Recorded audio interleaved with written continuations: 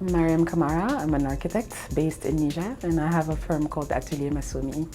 We do all kinds of architecture, really, everything from residential to cultural projects to civic projects. But I would say that we have a focus on context-based architecture, in making sure that we pay attention to the context in which we work and that we pay attention to the materials that are available, to the culture of the place. I grew up drawing for no reason because we didn't have, in school in Niger, there was no art in school all the way, to high school. It just didn't exist. But I was just drawn to drawing, so I taught myself to draw, and I used to draw my friends and make portraits of them and offer them to their parents, and things like that. And but I couldn't imagine being an artist necessarily. It's part of me was also very scientific, minded. And I think at some point, I don't know, someone must have mentioned something about architecture being the mix of the two. And I thought, oh, that sounds perfect. That's what I am. There's actually a job for that, like for these two sides of myself.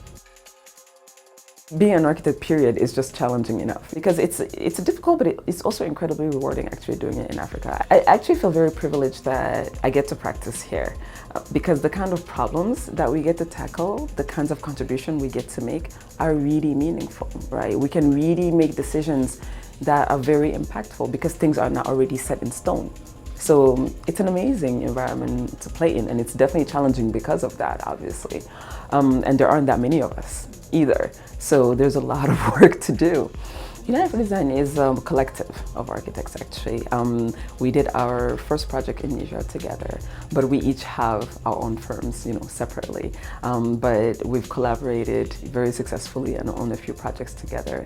And this was basically the first project we did in Niamey. Essentially, it was a project that was trying to solve some problems that we saw. Number one, trying to provide an answer to the housing crisis for the middle class, because it's a place where there's plenty of housing for the very rich, there's plenty of housing for the poorer people, but there's nothing in between. And so it was really interesting for us to tackle this problem from that angle. But then also it was a great opportunity to start thinking about what does a home mean, in that context? What should it be? How do we behave? How do we, inhabit it? How do we use it in order to actually design for that?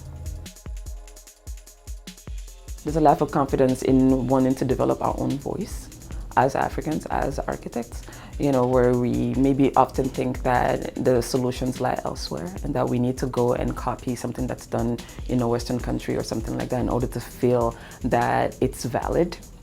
And so that also doesn't help, right? And that makes it even more challenging because what we're saying is, no, actually we have plenty here. We have amazing things and amazing, options and opportunities, and we need to explore that and see what the future, could look like if it looked like us.